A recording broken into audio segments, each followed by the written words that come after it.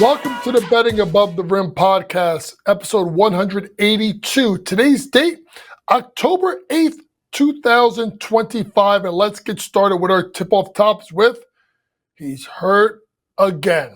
Ja Morant, who missed a chunk of the season last year, injured his ankle and is out week to week, according to the Memphis Grizzlies, as they gear up for the season. And this is the kind of news that we didn't need to have from Memphis, a Memphis Grizzlies team that, remember, had time missed a ton by Zach Edey. Zach Edey missing the majority of this end of the season. Last year, going to miss the start of the season this year.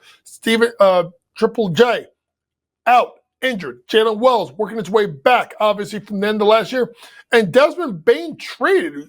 We were leaning on Ja to have a big bounce back year. A Ja Morant that is considered by some to be a top 5 point guard in the NBA. And this is just not the news that Memphis needs. I mean, let's be honest here.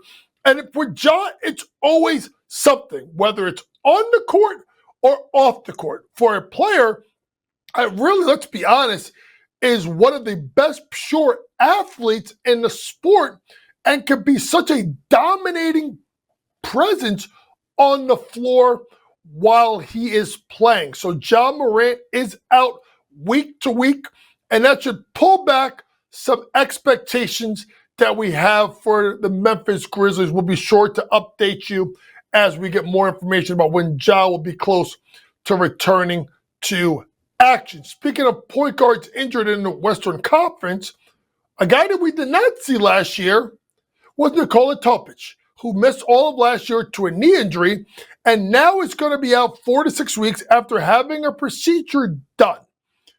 This is, it's this big news in the fact of, in my opinion, when I did the NBA draft last year with Kevin Walsh and Ben Stevens, I considered Nikola Topic to be a top 5 pick.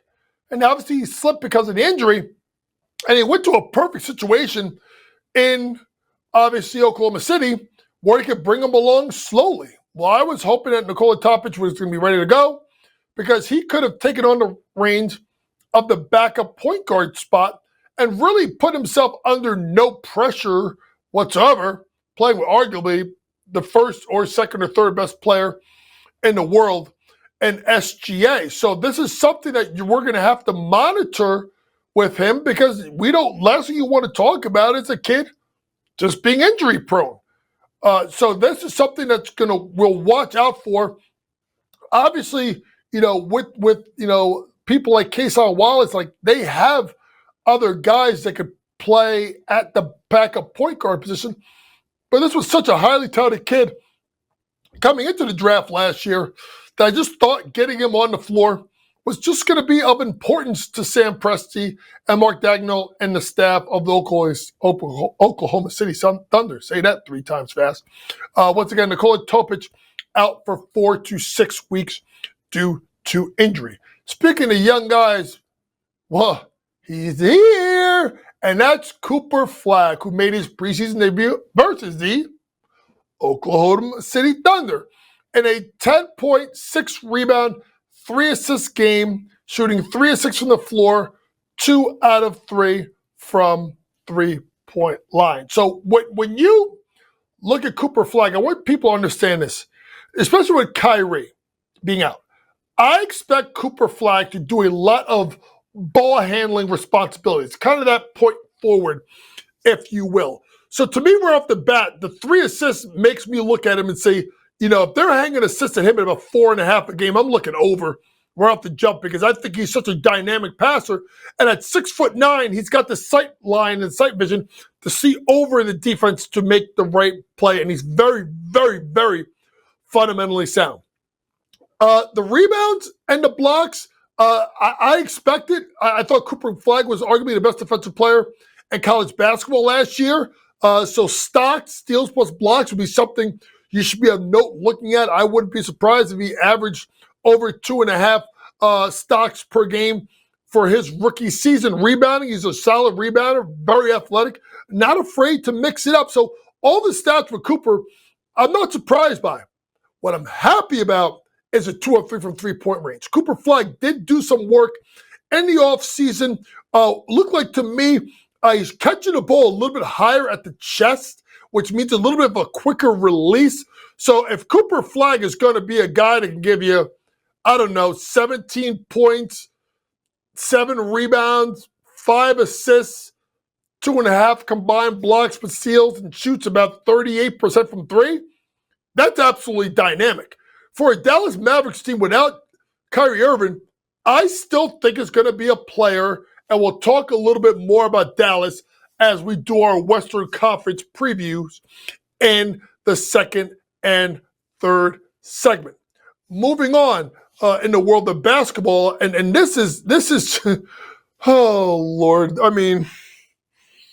Adam Silver basically acknowledged that there is plenty of work to be done to repair relationships with the WNBA players as they negotiate a new CBA. And now there is even talk that he may have to, ready for this, folks, get involved in the negotiations with the league. We talked about it last podcast about the fact that Nafisha Collier has canceled her meeting this week with Kathy Engelbert, and that basically the relationship between the WNBA Players Association and the leadership of the WNBA is beyond repair. So what do? You go and get Adam Silver, who has, ready folks, almost the exact opposite relationship with his players as Kathy Engelbert has with hers. Adam Silver, and people can say what he wants, gets along with the players and realizes that although he is employed by the owners of the NBA, it is his job to be the liaison between the players and the owners. I don't think Kathy Engelbert understands that. Kathy Engelbert has basically decided that she is to work solely at the discretion of the owners of the WNBA franchises, and she doesn't believe in a working relationship. And it just speaks to the problems that has happened in this league. We can go and we could talk about the refereeing, how inconsistent it is. We could talk about the travel and the scheduling of the WNBA, which is an absolute abomination. We could talk about the way they basically abused Caitlin Clark by putting her on national TV almost every game, and then she misses 3/4 of the season, and now they're left holding an empty bag. The WNBA's got a serious problem. They have a Kathy Engelbert problem. They have a problem with the owners of the league, of the teams in the league, and the players. And it is about time that someone else from the outside, meaning the NBA, may have to step in, and that's Adam Silver. I'm going to say this right now. The more Adam Silver gets involved in this negotiation, the more likely you're going to see Kathy Engelbert be gone from her position. Coming up next, we'll get into our NBA season preview as we look at the odds to win the Northwest Division, where you have arguably the best 3 teams, maybe, in the Western Conference, and OKC, Denver, and Minnesota. And then we'll look at the Pacific Division, which could be the most even division, maybe not Phoenix, because they're going to be in trouble. We'll be back with our preview after this commercial break.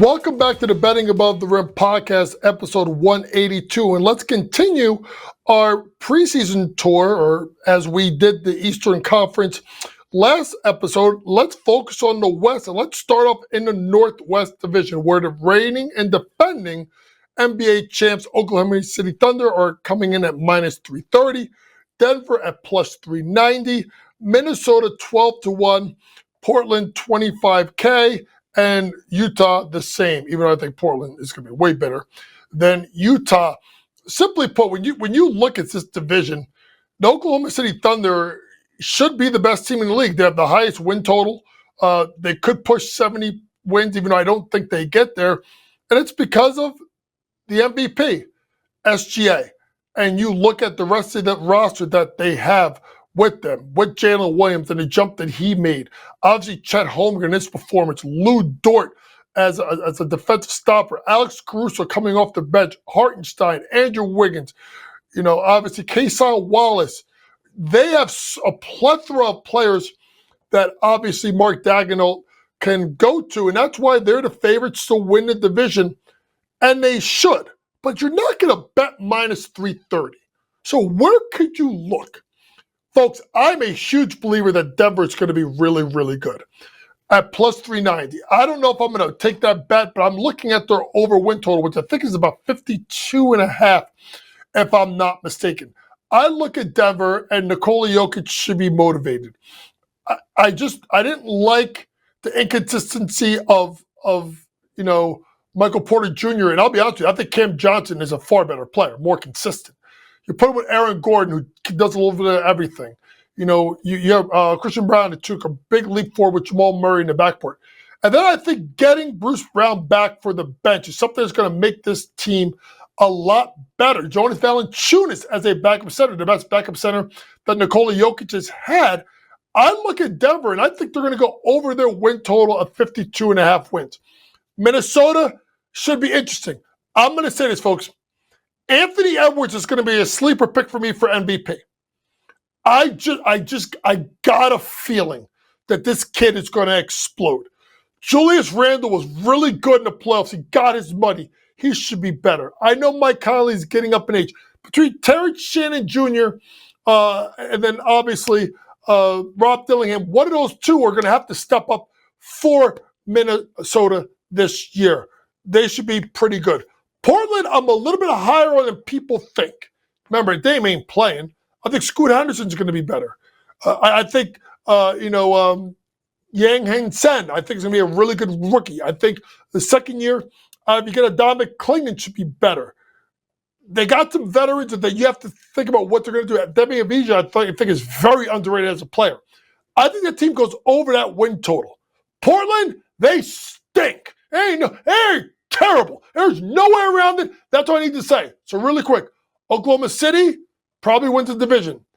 Denver, I would take them to go over their win total. Portland, I'll go over their win total. They could find and sneak their way into the play-in. Let's head to the Pacific, where the Lakers are the favorites at plus 140. The Clippers are at plus 185. Golden State, 2.5. Sacramento, 35-1. And Phoenix, 60-1. Folks, see that picture of Luka Doncic? That's not Luka right now. Luka has slimmed down. Luka looks motivated. And Luka looks prime for a big year. LeBron, sans his, Hennessy announcement, which I thought was whatever, not important. They have to depend a lot on DeAndre Ayton and what he gives them. So far, not looking too good. Can denominate and give them something? I don't know. I know they got drama right now with Kawhi Leonard and that whole no-show endorsement deal. Folks, I'm taking the Clippers to win the division. I want you to hear me out. I think James Harden can give you another year. I think Bradley Beal moving to the 2 and not being a main guy is going to be clutch. You look at, obviously, Kawhi Leonard and what he can do. You look at Ibaka Zubac, who I thought should have been the most improved player this past year. And then I got John Collins, who I think is going to be really, really, really good. Then you look at their bench. and have Chris Paul, and you have Nicholas Batum.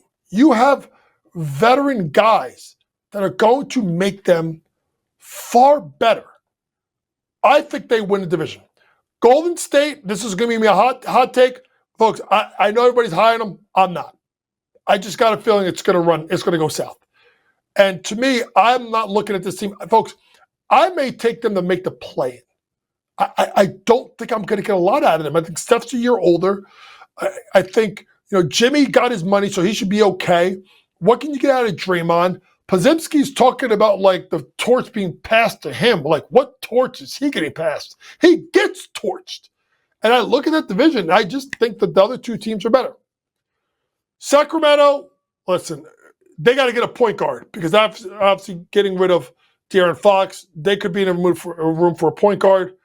They got some players in Levine and DeRozan, obviously Sabonis, Malik Monk, I think it's moved at some point. I'm just not high on them, honestly, because I think they blew it when he fired Mike Brown, to be quite honest with you. And that's not because I'm a Knicks fan. I just think Mike Brown is one of the best coaches in the league no one talks about. Phoenix, they're just terrible. I mean, listen, this team, I was so proud when they took Molly Watts in the draft. And then he turned around and got two more centers. So now I got 3 7-footers. I don't get it. They got Ryan Dunn, like the kid. I'm a huge Devin Booker fan. Shoot, I got 3 pairs of D-Book, so I love me some D-Book.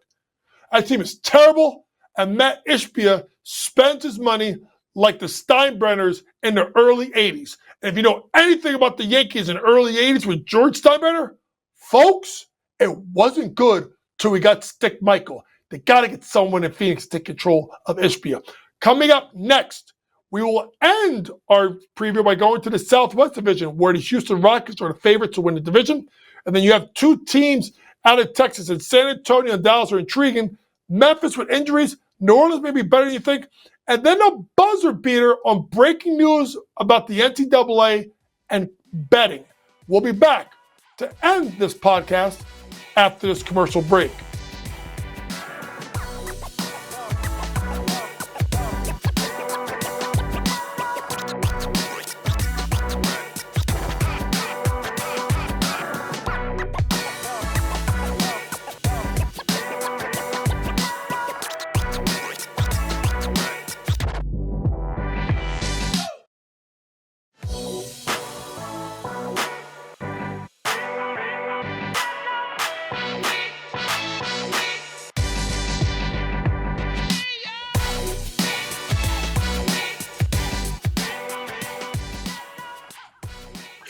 Welcome back to the Betting Above the Rim podcast, episode 182. And it's time to conclude our preview of the divisions with the Southwest Division. Houston Rockets check in at -210. San Antonio Spurs at +420.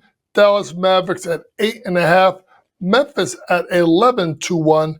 And then the Pelicans at 60-1. So when you look at this division, it's obviously Houston, right? And Houston got the terrible news about Fred VanVleet tearing his ACL and going to miss the year. I still think they're the best team in the division. Number one, I think they're the best coach in the division, and Ime Udoka. 2, I look at the acquisition of Kevin Durant as a scorer. Puts a lot of pressure off of these young guys. And that front line that I now think should be, because it ended VanVleet, of Jabari Smith, obviously Kevin Durant, and Alperen Şengün, is a dynamic front line that is long and can score in many different ways. The biggest key to this team is Amen Thompson.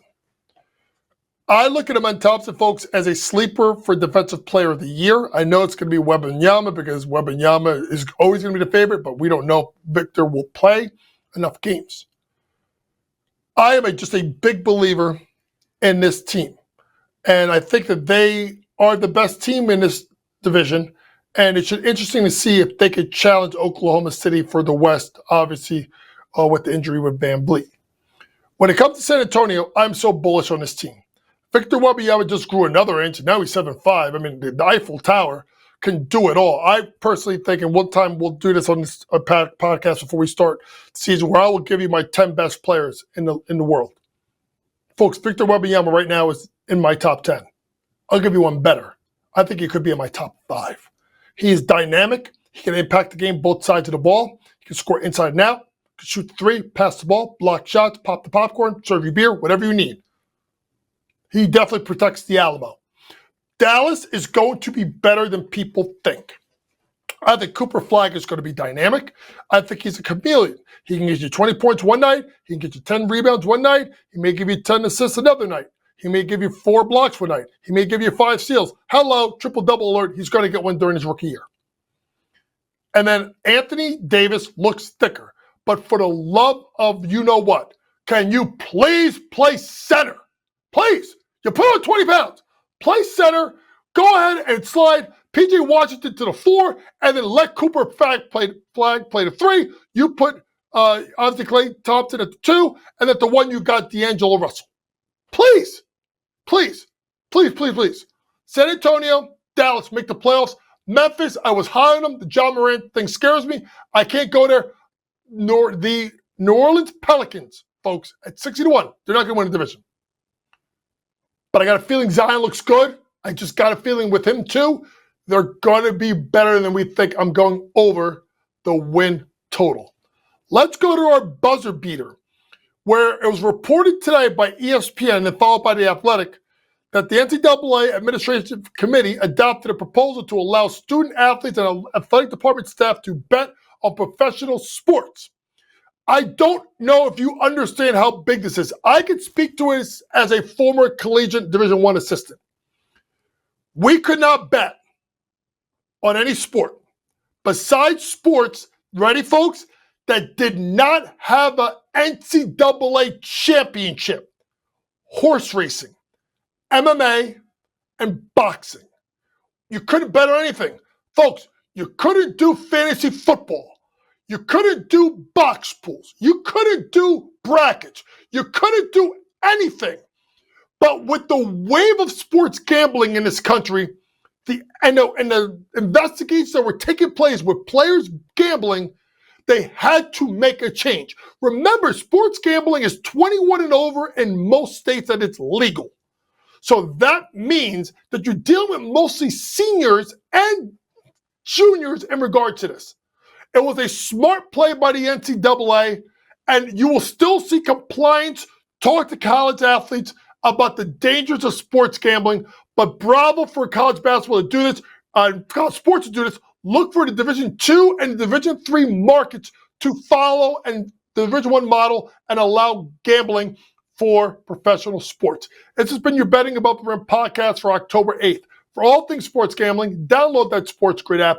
Pre-game, in-game, post-game, props, predictions, and more from the very best in the sports gambling industry. For my producer, Matty George, who always does a fantastic job, thanks for listening, folks. And always remember, it's smarter to be on Sports Grid. Good night.